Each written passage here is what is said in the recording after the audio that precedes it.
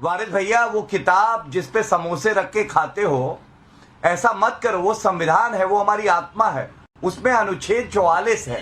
लेकिन आज त्र्यंबकेश्वर में जो हुआ, आज त्र्यंबकेश्वर में जो हुआ उस पर कुछ कहना चाहेंगे? सही हुआ या गलत हुआ? चलिए महंत राजू दास जी, आज मेरी तुलना हो गई है याकूब मेमन से।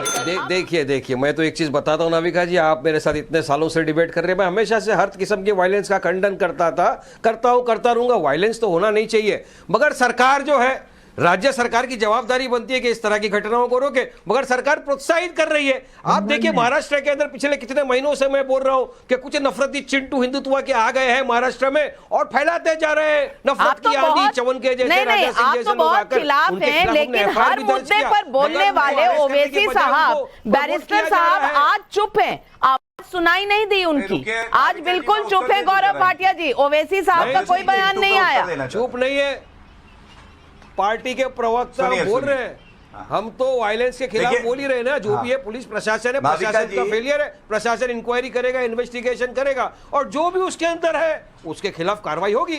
चलिए बोलिए गौरव भाटिया। हो गई बात। 24 के पहले नाविका जी टीजर और ट्रेलर रिलीज हो चुका और उस पिक्चर का नाम क्या है? Bye bye Modi 2024। आप उसको प्रमोट करिए, पूरा देश प्रमोट करेगा अब उसको, क्योंकि देश समझ गया आपके पास ध्रुवीकरण करने के सिवा कोई मुद्दे नहीं है। अरे गौरव भाटिया, क्या पेट्रोल डीजल गैस के भाव कम हो गए? गौरव भाटिया, क्या बेरोजगार लोगों को रोजगार मिल गया? क्या डॉलर के बनिस्बत जो रुपया इतना गिरा था वो स्टेबल हो गया? अरे नहीं हुआ तो ये मुद्दे चाहिए लोगों को। मुझे लगता है कि आप राजनीति से ज्यादा दिलचस्पी रखते हैं पिक्चर बनाने पर। पिछली बार जब आप चैनल पर आए थे तो केरला स्टोरी के ऊपर दूसरी तरफ से दूसरी पिक्चर बनाना चाहते थे जिससे अलग नैरेटिव हो। आज आप एक और पिक्चर की बात कर रहे हैं, बाय बाय मोदी। आप, मुझे लगता है मुंबई में रहते रहते थोड़े फिल्म प्रोड्यूसर ज्यादा बन गए हैं और राजनेता कम बन गए हैं। लेकिन अभी वारिस मेरे साथी हैं और ये वकील भी है नाविका जी, ये मैं आपको बता रहा हूं। जैसे बैरिस्टर ओवैसी है, वो बैरिस्टर ओवैसी नाम में लिखते हैं लेकिन है शरियस्टर ओवैसी। वो केवल कुरान की बात करते हैं, उनको संविधान से कोई मतलब नहीं है। एक वकील, एक अधिवक्ता राष्ट्रीय चैनल पे बैठ के ये आरोप लगाता है कि भाजपा ने सांप्रदायिकता फैलाई। क्यों? क्योंकि यूनिफॉर्म सिविल कोड की बात करी। वारिस भैया, वो किताब जिस पे समोसे रख के खाते हो, ऐसा मत करो। वो संविधान है, वो हमारी आत्मा है, उसमें अनुच्छेद 44 है। अनुच्छेद 44 कहता है यूनिफॉर्म सिविल कोड आएगा, तो संवैधानिक क्या है? यूनिफॉर्म सिविल कोड की बात करके लागू करना। दूसरी बात, नफरती चिंटू कौन है? नफरती चिंटू नाविका जी वो है जिसको कर्नाटका में 7090 वोट मिले। सुन लीजिए, 7090 वोट। और मैं कृपया करके आपसे इतनी ही विनती करता हूं, इनकी तुलना नोटा से मत करिए, क्योंकि नोटा इनके सामने बहुत बड़ा है और ये बौने हैं। क्योंकि नोटा को मिले थे 2,64,000 वोट, हमें मिली 64 सीटें और 1,38,00,000 वोट। अब आप मुझे बताइए, कहां 1,38,00,000 वोट, कहां 7090 वोट? दोनों जगह जमानत जब्त हो गई और उसके बाद नफरती चिंटू की बात करते हैं। अब ये देखिए, मैं एक एक करके इनका नफरती चेहरा दिखाता हूं जनता को। ये एक पोस्टर AIMIM का है, गुस्ताखे रसूल की एक ही सजा, सरतन से जुदा, सरतन से जुदा। कौन है नफरती चिंटू? अब वारिस भैया बैठे हैं, मुझे दुख हो रहा है, लेकिन ये वही वारिस भैया है जिन्होंने कहा था हम 15 करोड़ हैं लेकिन 100 करोड़ पे भारी हैं। अब इनके नफरती चिंटू के बड़े भैया हैं, उनका नाम अकबरुद्दीन ओवैसी है नाविका जी। उन नफरती चिंटू ने कहा 15 मिनट के लिए पुलिस हटाओ और हिंदुओं को मजा चखा दूंगा। इनको है क्या? नाम में मुस्लिमीन है, इनके रोम रोम में सांप्रदायिकता है और जहां इनको सहूलियत होती है वहां संविधान की बात करते हैं। एक बात याद रखना वारिस भाई, अगर आप पे आज भी आएगी, सुनिए मेरी बात, सुनिए, शांत हो जाइए। हमारा धर्म हमें यह सिखाता है कि अगर वारिस भाई पे आंच आएगी तो हम अपनी जान दे देंगे। वो इसलिए कि पहले हम भारतीय हैं, उसके बाद कुछ आता है। और तुम लोग अपने जवानों की शहादत पे भी मुसलमान और हिंदू ढूंढते हो, जो असदुद्दीन ओवैसी ने सवाल, ये सवाल वाजिब सवाल है, उसमें 7 में 5 मुसलमान। अफजल गुरु याकूब मेमन के लिए जो दरवाजा खटखटाते थे रात के 12 बजे, वो किसी के एक्शन की नहीं बात कर रहे थे, वो बात कर रहे थे एक धर्म की। और वारिस पठान जी बात करी, नहीं वारिस पठान जी इसका जवाब दीजिए। अच्छा सुनिए, उसमें एक बहुत बड़े व्यक्ति भी थे उसके अंदर।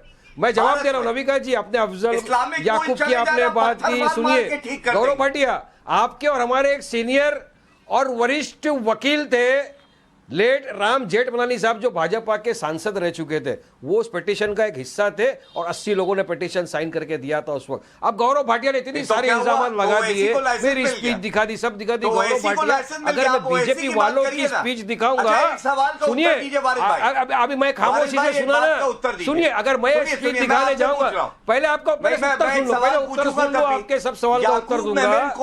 आपने काफी सारी स्पीच बता दिए, पोस्टर दिखा दिए, बैनर दिखा दिए, सवाल पूछ रहा हूं। आपने बहुत सारे पोस्टर दिखा दिए, बैनर दिखा दिए, तकरीरें दिखा दी। कुछ तकरीर बैनर पोस्टर मैं भी दिखाना चाहता हूँ। एक बार बोलिए गुरु मुर्दाबाद। अरे भाई साहब बोलिए, नाथूराम गोडसे देश का सबसे बड़ा आतंकवादी था। नाथूराम गोडसे मुर्दाबाद। सुनिए ना, नाथूराम गोडसे तो देश का सबसे बड़ा आतंकवादी था, जिसने हमारे महात्मा गांधी का कत्ल कर दिया। तो सबसे बड़ा आतंकवादी तो वो था, उसको तो मुर्दाबाद बोलो। अब बात नंबर 2 सुनिए, आपके सवाल का जवाब तो सुनो, बात क्यों डरने का नहीं Gaurav Bhatia, like to be brave and listen to what I say. सुनिए पठान है, वारिस पठान जी 1948 से आ जाइए 2023 में। मैं सिर्फ पूछ रही हूँ, क्या ध्रुवीकरण के अलावा आपके पास कोई फॉर्मूला है या नहीं है, ये सवाल है मेरा। डेवलपमेंट, हमारे पास तो बहुत सारे फॉर्मूला है, डेवलपमेंट, विकास, बेरोजगारी, सारे मुद्दे, लोगों से लुके हुए मुद्दे हमारे पास है। बीजेपी के पास तो सिर्फ एक ही मुद्दा है, मुसलमानों के खिलाफ नफरत। आचार्य कि भाई ये नाथूराम गोडसे वाले जो पूर्वज हैं वो सब धोखेबाज हैं, सब गद्दार हैं। गौरव जी बोल नहीं पाएंगे, जमाल लड़खड़ा जाएगा। नाम ले लीजिए गौरव जी। नहीं, आप अफजल गुरु को गद्दार कह दीजिए, उसको आतंकी कह दीजिए। किसको? अफजल गुरु याकूब मेमन, जिसके लिए रात को सुप्रीम कोर्ट खुलवाया गया था। अफजल गुरु को फांसी हुई थी ना नविका जी इसी देश में। याकूब मेमन को भी हुई थी, लेकिन उससे पहले आपने मिडनाइट में सुप्रीम कोर्ट खुलवाया था। नहीं, कुछ लोगों ने जाकर। सुनिए ना नविका जी, किसने खुलवाया था, किसके लिए खुलवाया था? तो आपको भी कल कुछ होगा तो आप भी खुलवाइएगा ना सुप्रीम कोर्ट। सबकी बात का उत्तर, आपकी बात नहीं सुनेगा सुप्रीम कोर्ट। अरे गौरव जी वकालत नहीं करेंगे? अच्छा कल कोई टेररिस्ट आके बोलेगा गौरव, चलिए महंत राजू दास जी, आज मेरी तुलना हो गई है याकूब मेमन से। अगर कोई ऐसा क्या गलत है? संविधान में कहा लिखा है कि मुझे ये बोलना है देश की, अगर मुझे रखना है नेशनलिज्म प्रूव करने के लिए, मैं जेएसआर बोलता हूँ, आप बोलिए ना, आपको रोकता नहीं है, आपकी मर्जी, आप बोलिए, शौक से बोलिए। यहीं पर सर्वधर्म संभाव, सेक्युलर सब खत्म हो जाता। भाजपा सांसद मनोज तिवारी और धीरेन्द्र शास्त्री के खिलाफ बिहार पुलिस जांच कर रही है। बीते शनिवार बाबा बागेश्वर के पटना आने पर भाजपा सांसद मनोज तिवारी ने खुद कार ड्राइव कर उन्हें एयरपोर्ट से होटल लेकर पहुंचे थे।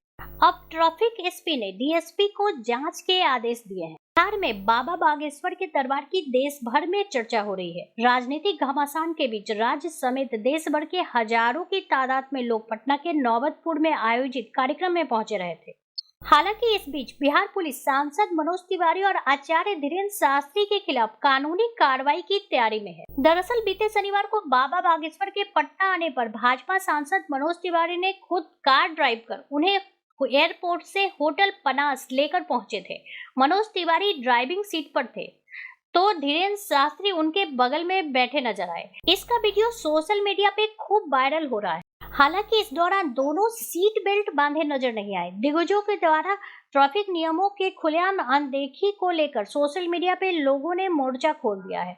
अब बिहार की ट्रैफिक पुलिस भी इस पर संज्ञान ले लिया है। पटना के ट्रैफिक एसपी पूरन झा ने बताया कि इस संबंध में डीएसपी को जांच के आदेश दिया गया है। अब बिहार पुलिस जांच कर रही है कि मनोज तिवारी और बाबा बागेश्वर ने पटना एयरपोर्ट से होटल आने तक दौरान कार की सीट बेल्ट लगाई थी या नहीं। उल्लेखनीय है कि यातायात नियमों के अनुसार सीट बेल्ट नहीं बांधने पर कार का चालान काटे जाने या 1000 रुपए जुर्माने का नियम है। हालांकि बिहार पुलिस इस पर क्या एक्शन लेती है, इस पर सबकी निगाहें टिकी हैं। इस वीडियो को लेकर आपकी क्या राय है, हमें जरूर बताएं। हमारे साथ जुड़े रहने के लिए चैनल को लाइक एंड सब्सक्राइब करना ना भूलें।